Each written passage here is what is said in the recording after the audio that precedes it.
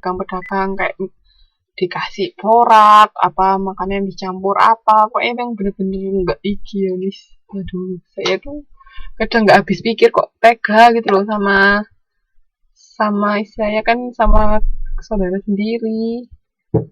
Dia pengen mendapatkan keuntungan tapi caranya dengan menjual yang nggak baik buat orang lain. Aduh, saya jadi merinding bayangin. Gitu.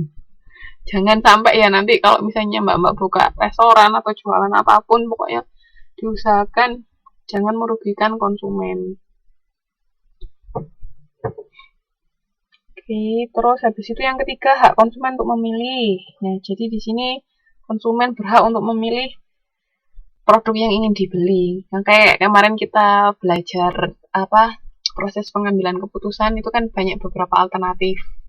Nah, dari alternatif itu dipilih yang paling cocok buat kita. Makanya di sini konsumen punya hak untuk memilih produk yang ingin dibeli. Terus habis itu ada lagi hak konsumen untuk didengar. Nah, ini kok ada attendees-nya cuma 3 orang ya? Mbak Muji nggak bisa masuk tak, Mbak?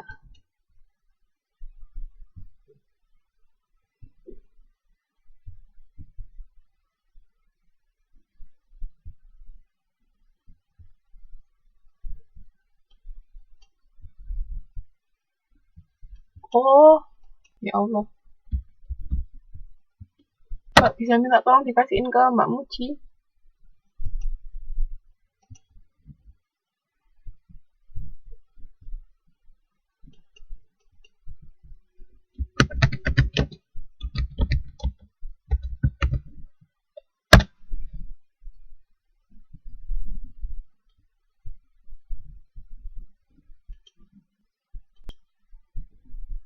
Oke.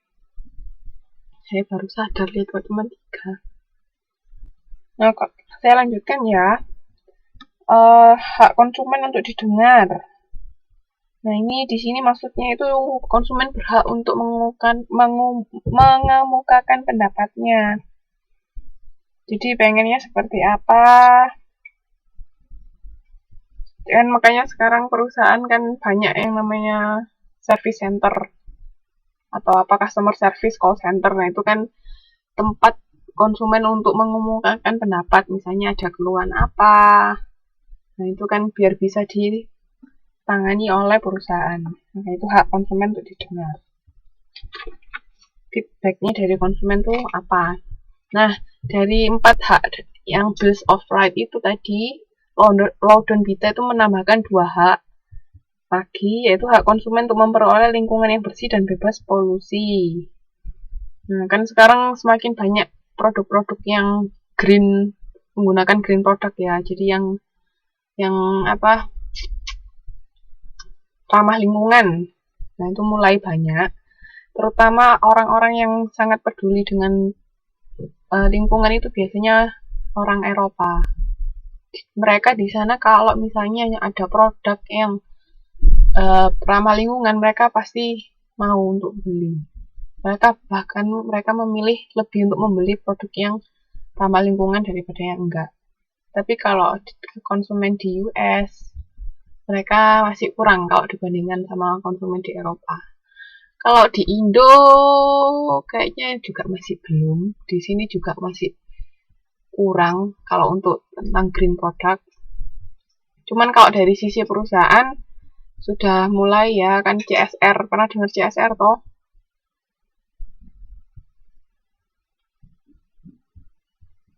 Pernah dengar Mbak CSR? Ada yang pernah tahu enggak CSR? CSR. Bisa dengar suara saya?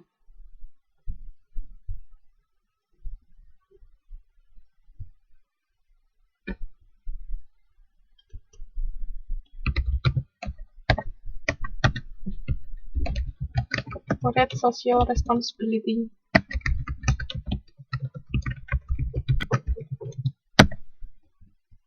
Jadi perusahaan harus peduli sama lingkungan sekitar.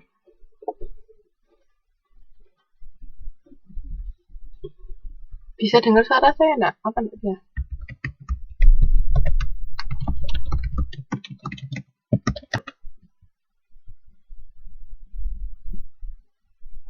Nah, itu kan sekarang sudah setiap perusahaan harus ada yang namanya corporate social responsibility. Di Indonesia juga sudah ada undang-undangnya.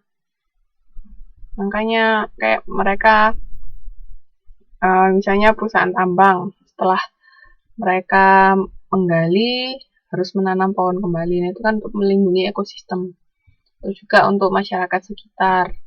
Misalnya ngasih donasi apa, nah itu bagian dari CSR. Terus habis itu hak yang kedua yang ditambahkan oleh Loudon sama Pita itu hak konsumen untuk memiliki privasi. Nah, itu informasi pribadi, data-data pribadi dalam database-nya perusahaan itu harus dijamin kerahasiaannya. Kan makanya jangan sampai bisa diungkap ke publik, itu nggak boleh. Jadi kayak misalnya perbankan, orang itu dia punya duit berapa, simpanannya berapa, terus misalnya utangnya berapa, kan itu privasinya konsumen mas, toh nggak boleh dibuka ke orang lain, kan pasti ada kode etiknya di bank. Kayak di rumah sakit juga, misalnya ada kode etik, nggak boleh memberitahu orang lain tentang penyakitnya satu pasien, misalnya seperti itu. Itu hak untuk memiliki privasi. Terus era yang terakhir yaitu era perdagangan bebas, globalisasi, dan internet. Kira-kira tahu nggak bedanya era globalisasi sama era-era zaman dulu? Ada yang tahu bedanya?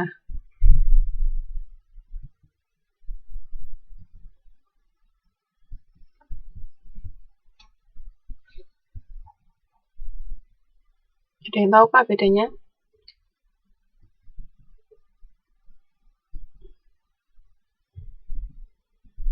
Kalau masuk era globalisasi itu berarti apa?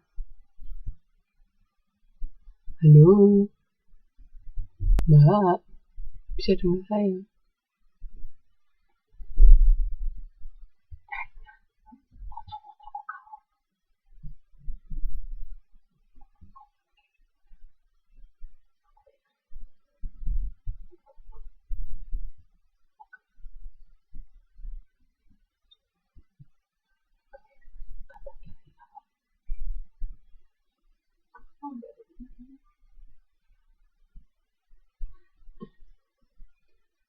Tanpa batas. Iya, jadi globalisasi itu sudah tidak ada batas-batas di negara. Jadi misalnya sekarang kan kita bisa beli produk dari luar negeri gampang online. Kayak misalnya Latif, dia bisa dibeli orang dari Hong Kong, dari Singapura, dari Malaysia. Nah itu kan sudah gampang kalau mau membeli produk dari luar negeri. Nah kalau zaman dulu kan enggak, kita nggak bisa dengan mudah. Kayak teknologi juga sekarang, misalnya ada isu apa di Amerika, kita sudah bisa langsung tahu.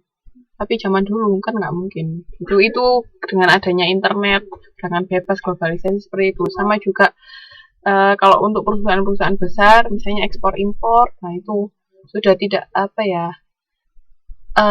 hambatan untuk masuk ke negara lain itu sudah sangat berkurang jauh. Jadi gampang. Makanya banyak perusahaan asing masuk ke Indonesia itu dengan mudahnya ya karena adanya globalisasi. Jadi tanpa batas. Juga ada kan perjanjian kayak free trade area atau dari WTO kalau ikut World Trade Organization itu juga ada. Jadi kemudahan kalau misalnya mau berjualan atau mendirikan perusahaan subsidiaries di negara lain itu mereka lebih mudah dibandingkan zaman dulu. Makanya itu era globalisasi. Makanya kalau misalnya perusahaan lokal dia nggak bisa bersaing sama perusahaan asing kan kalah. Ya kan, makanya harus benar-benar tahu perusahaan kita itu kelebihannya apa. Nah itu harus dimanfaatkan di situ supaya bisa bersaing sama perusahaan asing.